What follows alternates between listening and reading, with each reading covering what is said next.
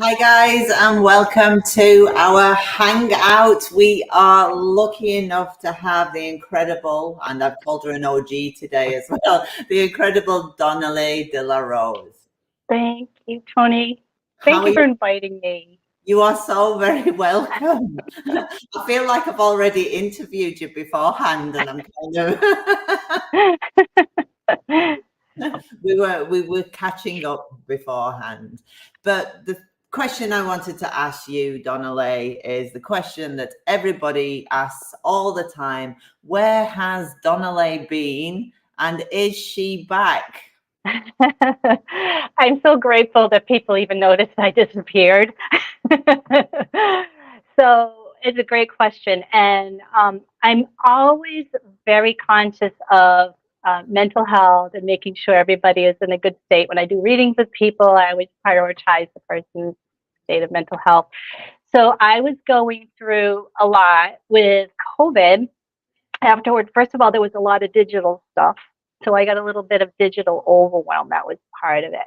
But also, I was dealing with a very stressful medical job. And there, at that point, we got to the point where there was an investigation on a coworker in our office, which got extremely stressful. And I ended up just like leaving. And I really felt like I needed to, and I don't know if anyone has ever been through this, after you go through an abusive type situation, if anyone has ever been in a toxic relationship, when you leave, there comes a point when you feel like you want to cocoon. You just need to sit in your space and kind of like the computer defrags, you kind of like need to set everything up within you and defrag and come back.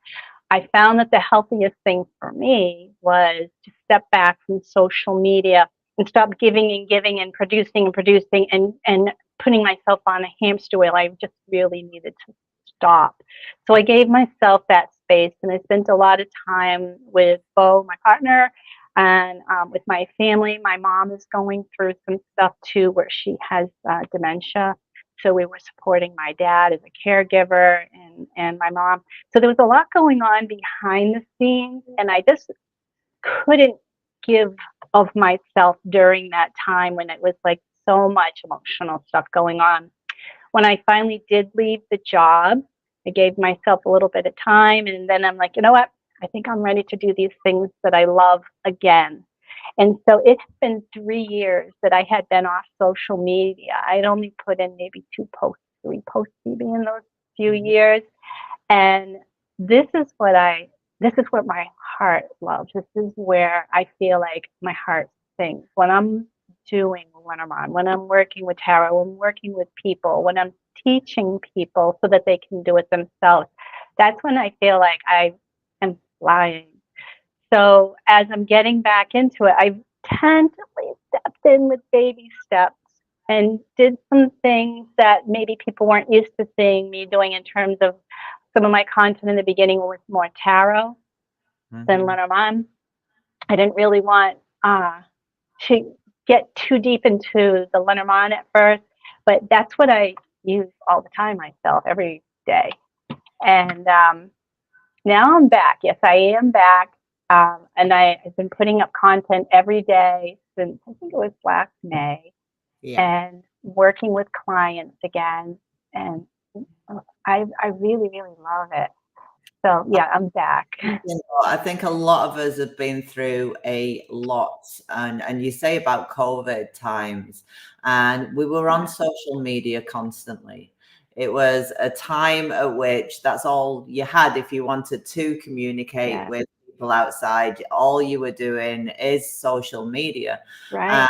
and I think it hit a lot of us. I mean, the first thing that you see it with me is my Instagram account. The posts will drop and drop and drop until there's no more posts on Insta. That's the first hit when you see me, separating from social media. Yep. Um, Facebook, I allow a little bit more than I do with Insta. But I think, all that online business over COVID, and then if you add any personal things into the mix, that stepping back's the only way to keep yourself with head above water.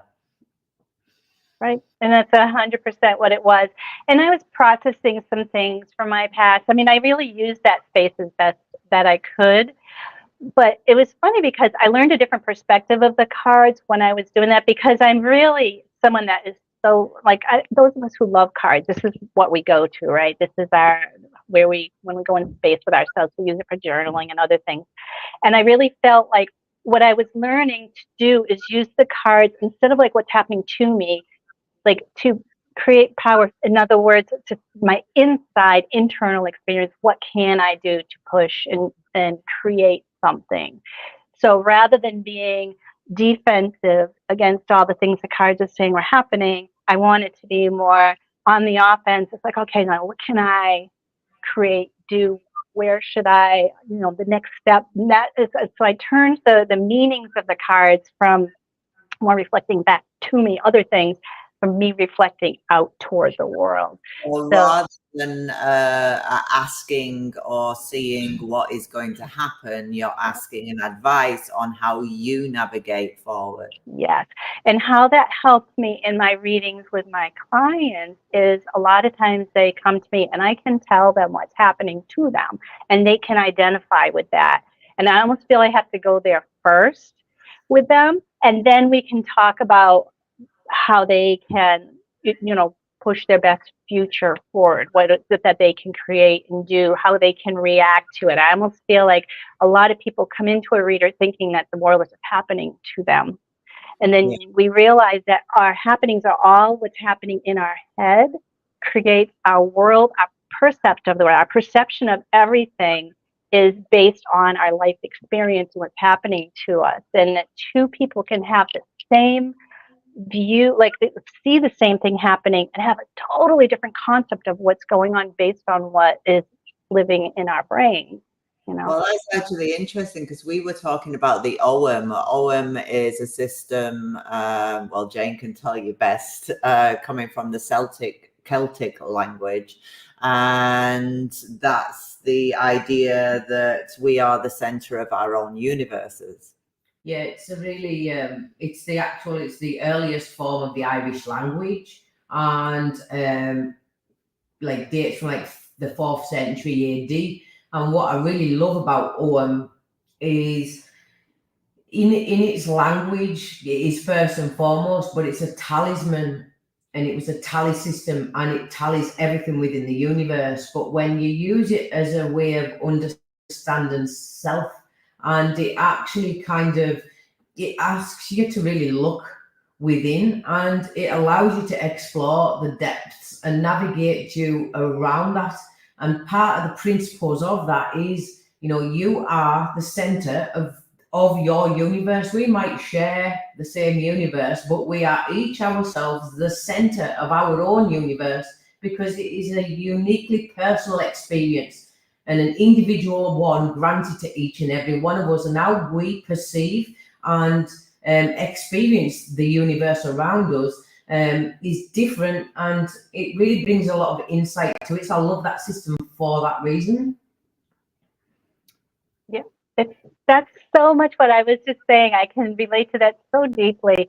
And it's funny because depending on the type of personalities we have, so say someone is, we can miss things. For example, we project, we don't realize how much we project. But we can see someone say something that is maybe passive aggressive and it's meant to hurt us. But if we're, say, empathic, we would think something like, well, perhaps they didn't mean that. They maybe meant to say it this way, because I would never say something like to someone else. I would never. And we think that other people are coming from the same reference point that we are. And everybody has a different reference point. So that universe that you're talking about that makes so much sense to me. And the type of upbringings we have create the foundations of our universe, and the type of relationships that we have. I learned that the most important thing in our lives are the people we hold closest around us, the relationships that we allow into our inner space. Because you can have a very confident self image or feel good about yourself. But if you're with someone that is, say, abusive, even if it's not physically hitting, if there's someone that is just very negative, passive aggressive, if they're negging you all the time, there comes a point when you start to hear it in your head. It's their voice, but you hear it as your voice in your head, and it starts to change how you feel about yourself. That inner universe starts to become more tight and constricted. So, and a lot of, when I work a lot with women, a lot of finding our way out of that is trying to undo all the things we've been taught by people who don't necessarily hold our best interest at heart. There's plenty of that. Mm-hmm. That really is, scarily so. Yeah. Yeah. But When you find good people, hold on to them very tight. They're very do you important. feel that with all the changes that have happened for you, we were talking with Melissa about it last week, do you feel that your clientele has not changed, but come to you with perhaps similar issues than what you've worked through already yourself? Yeah, it's interesting because what we put out into the universe, and I remember as I was setting up, my website had crashed last year, and I remember thinking I was writing what to put in it. It's like I'm kind of calling in what I am most interested in by the words I put there, but I was also in my head creating almost like a spell type thing where I was saying, let these people come to me that have these needs. And it's interesting. I mean, I have a lot of repeat customers, and the ones that came in the beginning that were asking more about other things that weren't relationship focused, maybe they were more career focused. Once we're in a few times, then the other stuff starts coming out, and they're like, I've been wanting to ask you this. And then they would come out and we go into the deep, deep sessions. So it just ends up happening that way. And I feel like I have a better knowledge base, having experienced certain things, to have more compassion in how I approach my responses to people. Mm-hmm. You can't just tell someone get out. In certain situations, it's not always quite that easy, and the mind doesn't always work that way because the person in those relationships is conditioned to feel they can't do it on their own. That's the voice that they're hearing every day is you're not capable, you can't do this. And it's, you kind of have to work with that inner universe to get them to feel that they are capable of it. And I find a lot of times too, people that are very empathic are afraid, not even afraid, have been conditioned not to express anger because it's considered one of those, bad emotions. And I've learned, the few times I really felt anger, genuinely felt burning anger, that it was extremely important because my body was telling me there's an injustice happening here. This is wrong. This is really something I have the right to get upset about. And the anger becomes a catalyst for action, whereas you may have been more passive previous to that. It becomes like I'm doing something, and you become a fighter, and that's a good thing. We're fighting for ourselves. We're defending ourselves. We're honoring, keeping ourselves in a good place by fighting back. So, when people claim that anger is not good, there are times when anger is misused. There are times when anger is used to control or to manipulate, to scare as part of manipulation. But there are times when we can feel genuine anger that it creates big changes in our life, those tower moments, when we think of Tara. Teaches us ourselves something as to how we feel on the matter, because if you have zero feelings whatsoever, there is nothing in which anger can grow. So it does show or helps us understand ourselves in that we understand that, okay, number one, I feel passionately about this. Why do I feel passionately about this? What is there within this that makes me feel so passionate? And, how do I deal with that going forward? Right. Yeah, our emotions, they do kind of take us over. But I do think they're great leaders. I do think they give us good information. I don't know if I entirely 100% agree with you on that one, Donnaleigh, but I will say from a medical perspective, I have an acquired brain injury and I have executive dysfunction, and the emotion regulation in that aspect is something that is damaged, is not always controllable, and therefore isn't a choice, or if it is, it's not one that I would choose within that. So, I don't entirely agree in that essence with that, because there is circumstances with which people don't have that control, can't have that control, and it is an actual disability not being able to.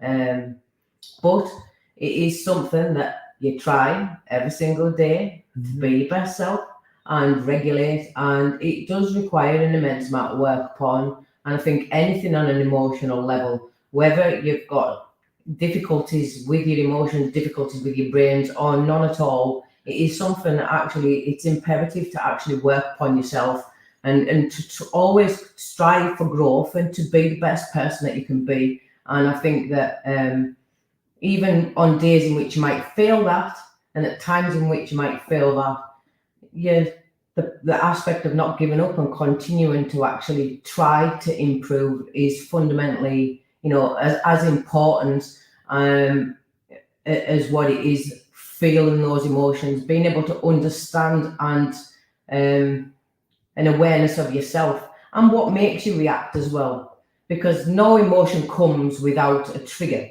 or a reaction. Everything, a reaction is because of something. It's a consequence. It triggers something within the body.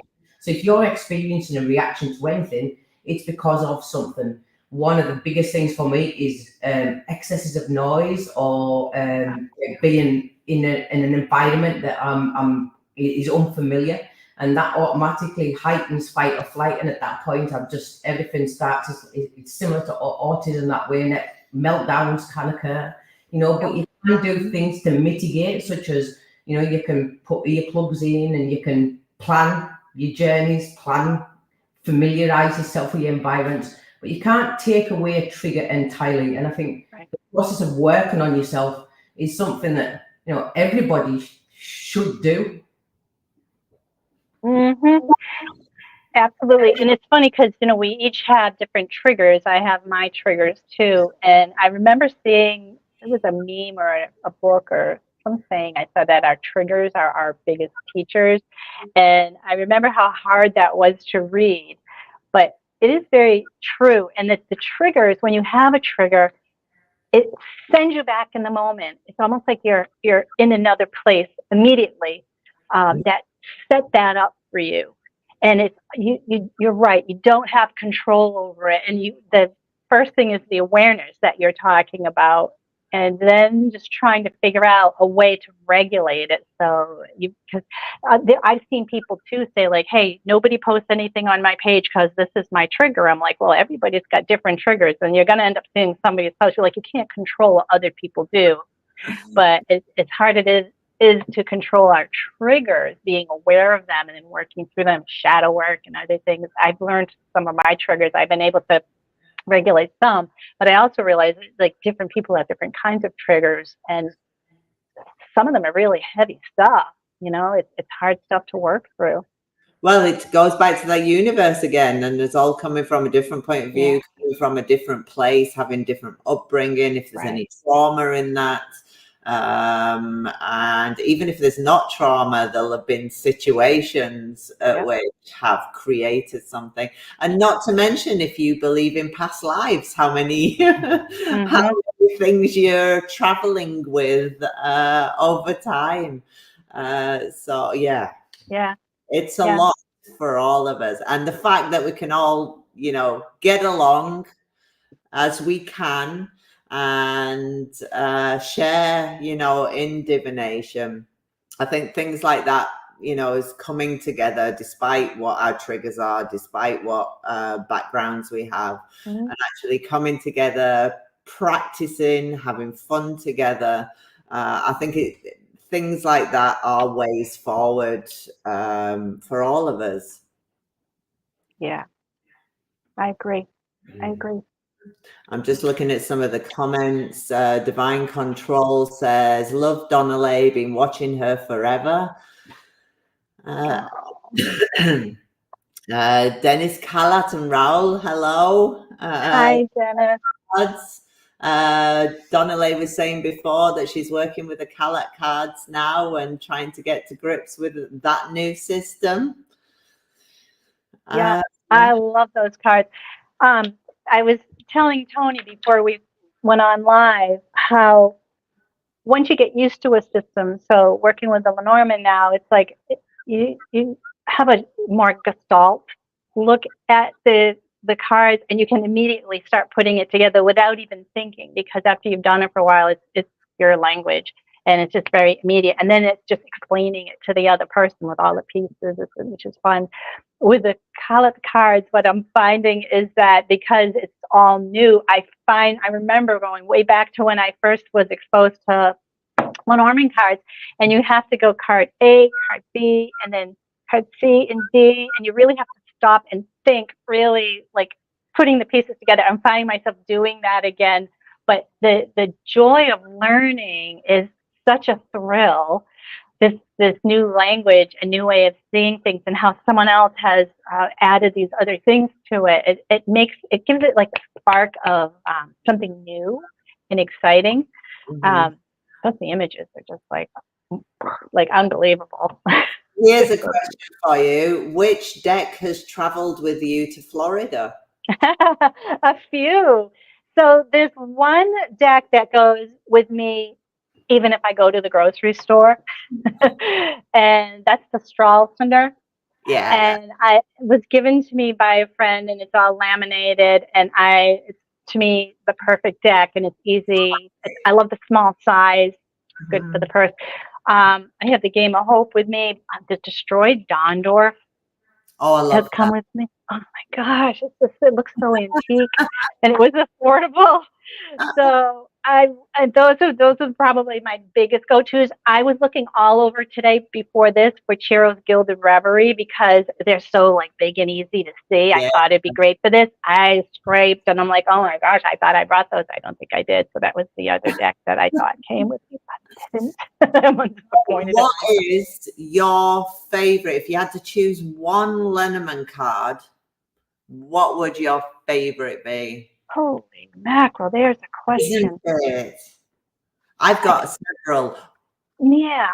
I mean, it's not, I'm not talking about imagery now because that goes from deck to deck. Meaning. I'd have to go with Lily. And the reason I say that is because it has those placements to it. You know, if it's above, we're virtuous. If it's below. So it kind of tells you a lot of stories. With one. In just one card. Yeah, and I was going in a different direction. I was thinking, like, which one makes me feel the best? Like, I love the heart. I love the flowers. It's a stork even because it's like it elevates you. You feel like you're flying. And those are the first three that came to mind. And it's funny because, you know, I noticed I just had it up to the garden card. And as lovely as that is, I am an introvert by nature. So if there's too many people anywhere, I'm like, kind of like Jane was saying with the noise. Yeah. I am with a big crowd. So I'm like, man, not that one. But, and I'm a book lover. I could live in books and never come up for air. So there's something about the book card, the things we learn, sitting with a book. There's just something magic about a book. I realized the other day I was doing a back to basics course, basically going through the Lenormand meanings. And I realized that halfway through that I kept saying, oh, this is one of my favorites. This is one of my favorites. You know, just run through them. It's like, oh, I love this one as well.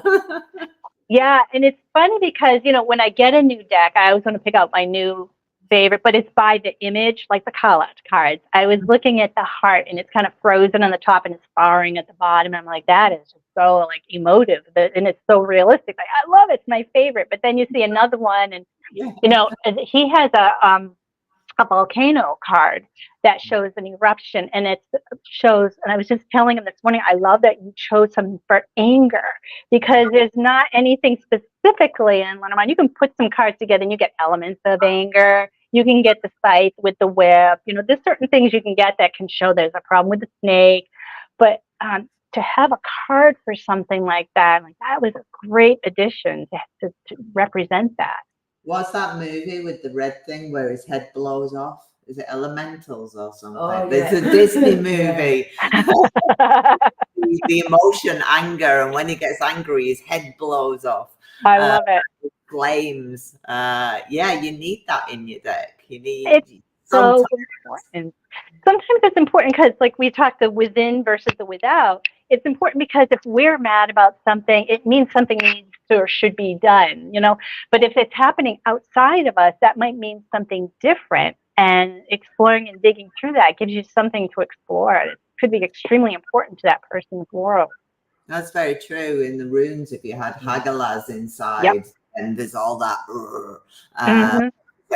you know, that Hagalaz externally, then it's everything else hitting you. Right. He says there's no greater, you know, rune. There's no greater rune for pure assertion, whether it's you asserting your will, whether it's people asserting theirs upon you, you know, whether conflict and confrontation and enthusiasm. And you think of Thor and his hammer and him swinging that roundabout. And I don't think on an emotional level that there's, you know, you can beat something that brings that, harnesses that energy, because when you read them with the runes and you're looking at and you're feeling those energies as you're actually in the process of reading them, you're actually experiencing the emotions right in their rawness, you know, and it really drives you. I think that runes are really beautiful in being able to articulate the emotional aspects. Yeah, that's so perfect, Jane. And it's funny because I was doing some runes the other day, and I was thinking I wanted to put out a video about the Fehu rune, and then this leads me right into the Hagalaz. One thing I noticed over time, and I noticed this with Lenormand's fish card and with the rune Fehu. And when you're talking about anger and everything, about how it makes people feel, what I realized over time is that when I'm doing a relationship reading and you get the fish card, say, from Lenormand, or you're talking about emotions and then you get the Fehu rune, I'm like, well, this doesn't really have anything to do with money or like value, but it does have to do with the value of the individual and the worth of the person. And I understood over time that it was self-worth, how you feel about yourself, the worth of the person. And so a lot of times when I get a reading and they're asking about a relationship, and I'll get like fish followed by mice, where if there's a fish and a whip and mice, I'm like, there's a devaluation of this person. There's something that they're getting repeatedly that's bringing their worth down. And it's not a money thing so much as just the value that we have for our personal selves, the core of who we are. And if we're looking at emotions as well, you know, the fish is an emotion. That's that overwhelming of emotions, or with Fehu, the overwhelming emotions that go with it. But yeah, then that with negative cards or with negative runes afterwards, and you've got that deterioration. Yep. And do you read runes like you do Lenormand, like in succession in small spreads? That's the way I do it. We cast.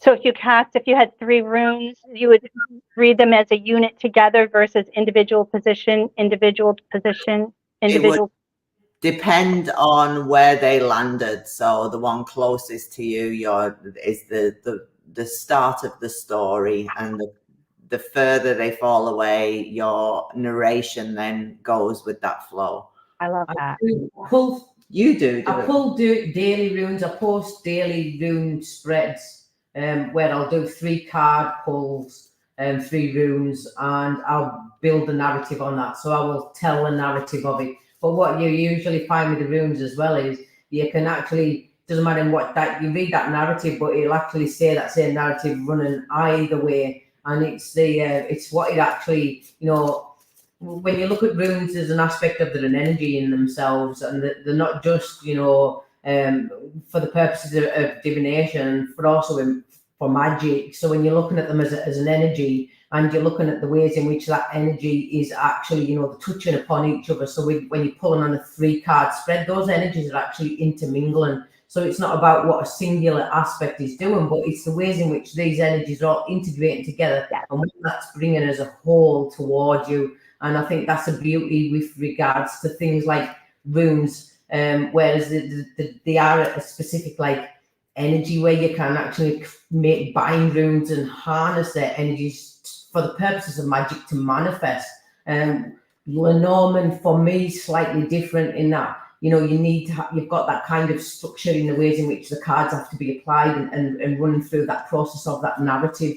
But with the flow of energy with regards to runes is something that when you're working with that flow, when you flow with it, you find that your narratives come a lot easier because it'll just come, they just present. But if you think about that, it's similar to throwing a Lenormand GT. Yeah, you've got your techniques within it, but as soon as you lay that Lenormand GT, you've got a feel of what that situation feels like.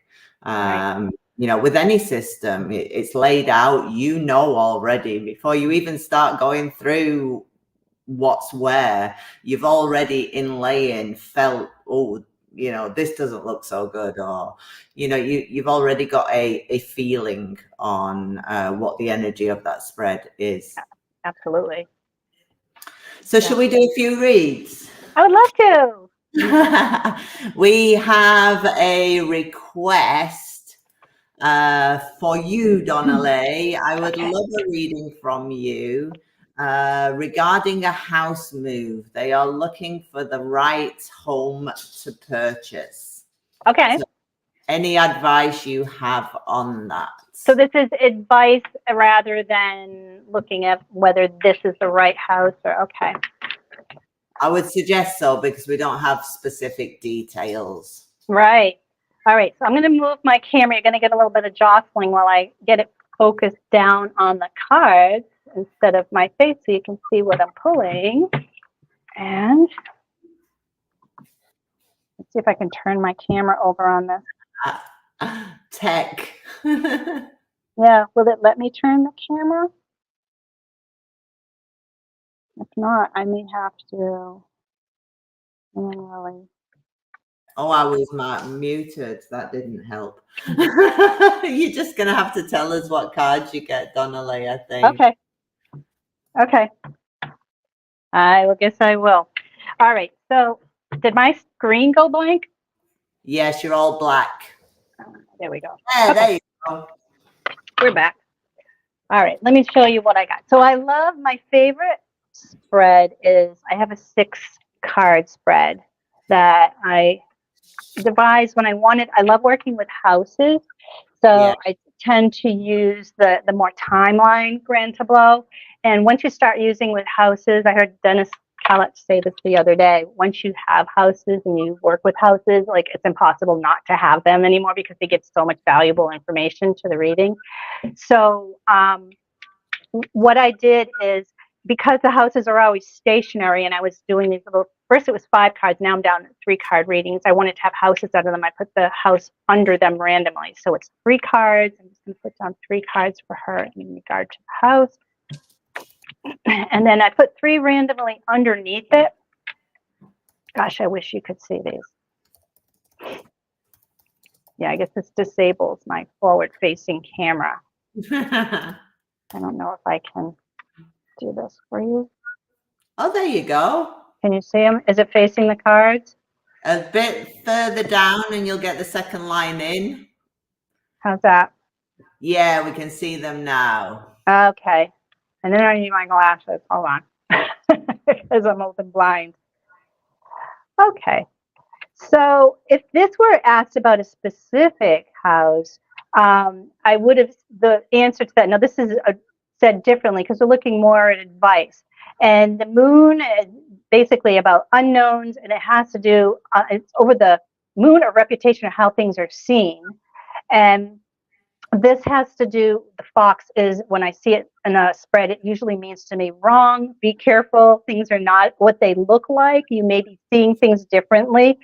The key is a really important piece of information it says something really close to look at, and that's on top of the house of star. So star has to do with like a lot of something, seeing a lot of something, spreading out, having high hopes for something. So you could go in like feeling really hopeful about something. The key is that you may be influenced by your hope. Dog and the lilies, staying true to really looking towards something for the long term, making sure it is like a peaceful environment, that it's harmonious. Now, in this spread, these are the three main cards. These give clarity about the top cards. So I don't read these three side by side. Although sometimes I will say I have gotten messages where I'm like, I have to say it because it's just blaring so big. But what I like about this spread too is if you read this first card with this last card, it kind of bookends the whole reading down into something smaller and tighter. So it's really saying like there's a lot that you may not be seeing at first. So be careful. So like, for example, when we went looking for houses, one of the things I noticed is they put rugs on top of parts of floors that had chunks out of them, or they would put flowers on the counter when it was something that was like a burnt countertop. There's ways that they can hide things that you may not see. When we purchased our house, there were rugs on the floor by the sliders, and they were beautiful rugs, but we lifted up these place rugs after we bought the house and found that the floors underneath them were destroyed. So basically, how you're seeing things, there may be something that is like wrong or hidden. So don't be afraid to lift things, move things around, look under things, look behind the pictures on the wall, that sort of thing. And the moon with the last one is Lily, you want to make sure it's harmonious. You want to make sure it's pure. You want to make sure that when you're there for the long term, it's the same thing. So pay attention to things in the house that are going to last, be more long term, and be more loyal to things that will last than to be something that is, say, more temporary or more fad, like that's in the house, and something that will be more long term, so it doesn't need to be changed. Or if you're looking at, say, a furnace in the house, make sure you pay attention to that's not something that is ready to go and you just can't see it. You may want to check inspection stickers, that sort of thing. Septic, same thing. But it's really saying pay close attention to the unseen and long term. So so that would be my advice, is to really, because you get the fox that came up here, and the fox is really wily with the things that they may not want you to see or know. Is like, do a little personal digging yourself, and don't be afraid to touch things and to ask questions about inspections, things you may not see. Like if you ask specifically about the septic, make sure that you know, how old is the septic, or when is the last time such and such was done. Ask about the roof, that sort of thing. Especially when you get stars here. It's funny because stars are up on top, so you may want to look up. That's just kind of a more like gestalt way of looking at the cards, rather than the actual, you know, meaning of stars being hopes and aspirations and dreams, or networking and spreading out. You may want to just kind of like look up as well and see if there's any cracks in the roof, that sort of thing. So that would be my advice to her in terms of house.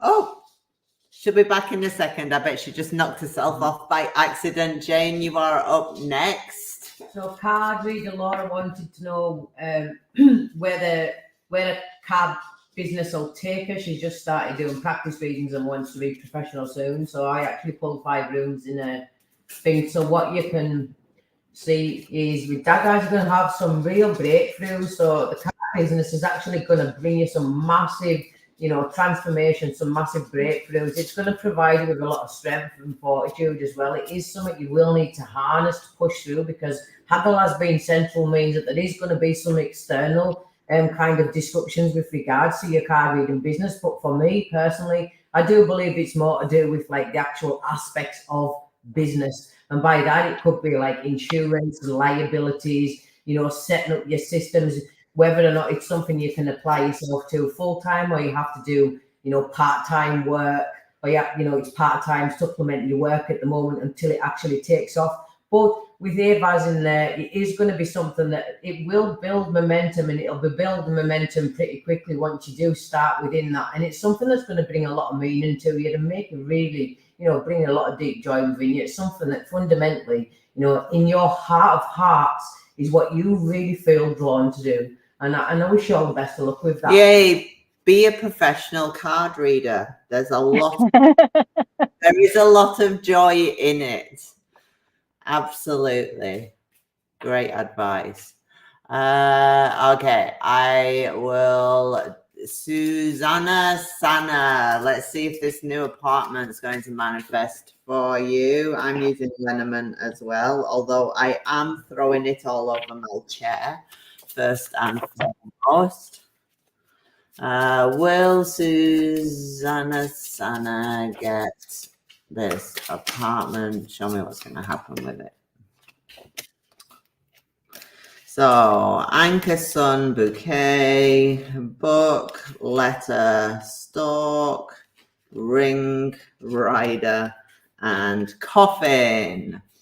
It actually, apart from coffin at the end, obviously, it looks really positive that you could, in fact, be offered this apartment.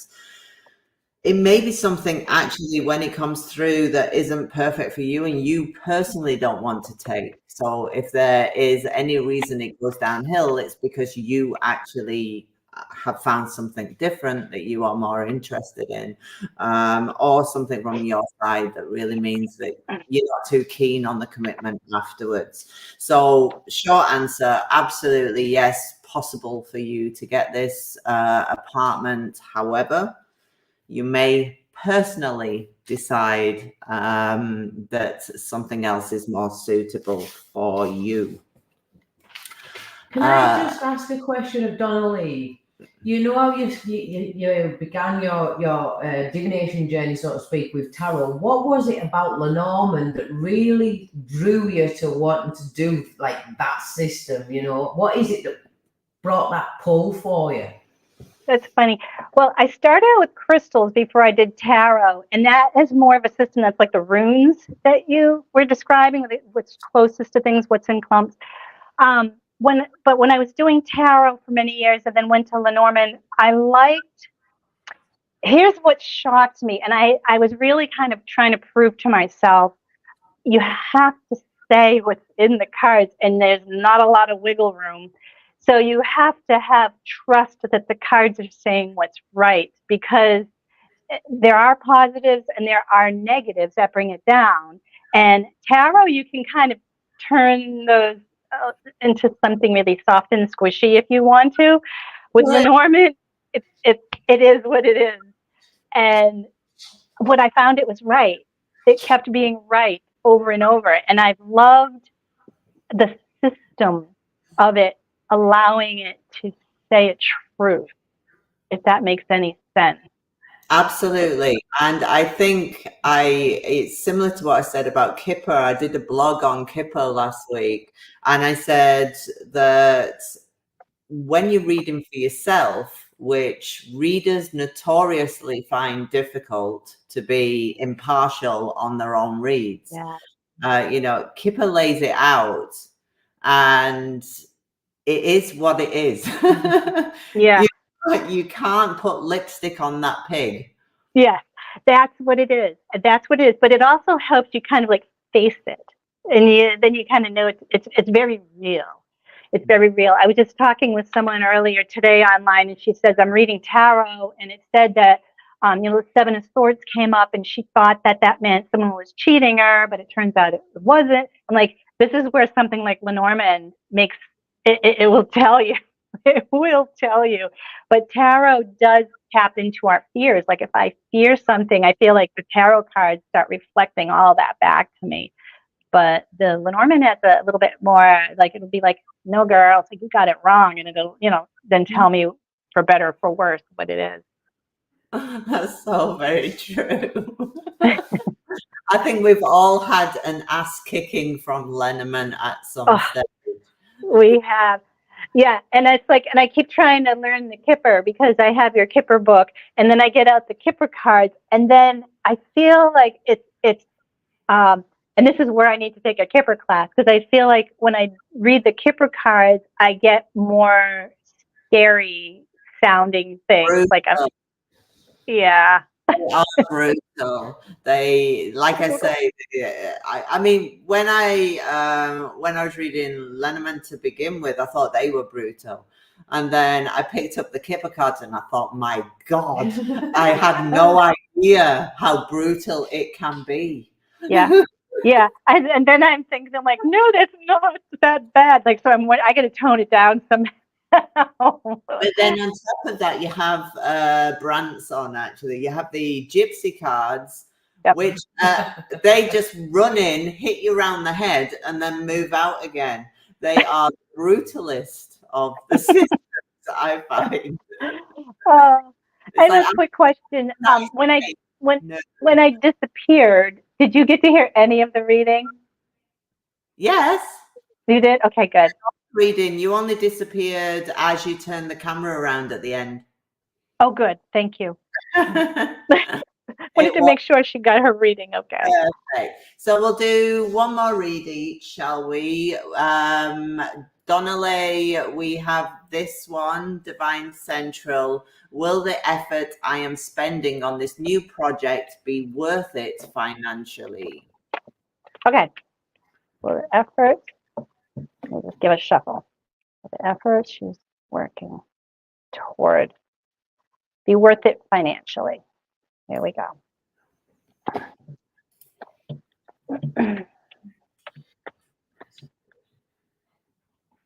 Okay, so here's a teachable moment too. So I did my 6-card spread, and when they end up in a neutral card, for me, it's funny, we were just talking about this with Dennis Callett. What's the most important card in the spread? And I feel like the last card kind of gives you the punctuation of it. So we've got letter, tree, and woman, and the houses that they're in are sun, child, and garden. So the project, it looks like there's writing involved that would create some kind of like glorious exposure, joy. Like this, that's what's needed. If it's already a writing project, like you're on the right track. But it says for longevity, we've got it like it ended in woman in garden, and garden is just like a lot of people, but it doesn't give me a yes or a no so much. It leans more toward positive, but it's kind of like still a neutral card. So I got fish. I got 3 more cards down just to kind of clarify to lean me in one direction. Is this going to be like financially beneficial? And these 3 cards say it all. I got fish. So there's our money value. I got stork, which means elevating up and getting better. But then it ends in cross, which means like really struggling to make it happen. So the money part of it may not be quite as lucrative as one would hope now working on it. So it looks, and if I look back at the original cards, because they didn't give me the answer I was looking for because of the negative, I start looking for advice, or we could pull another 6 cards for advice, which is usually what I recommend people do, is pull a different spread to see how they could make it. But I feel like, let's see what we could do to make this better. I got mountain in the house of scythe. I got path in the house of ship, and I got bear in the house of book. And again, this looks like book or something in writing or something like that, but it looks like either like dual project with the path on the house of ship, like splitting the project or doing it 2 different ways, trying to create more than just like one venue for it that would be stronger for it. So for something like this, I would think like have video support for it.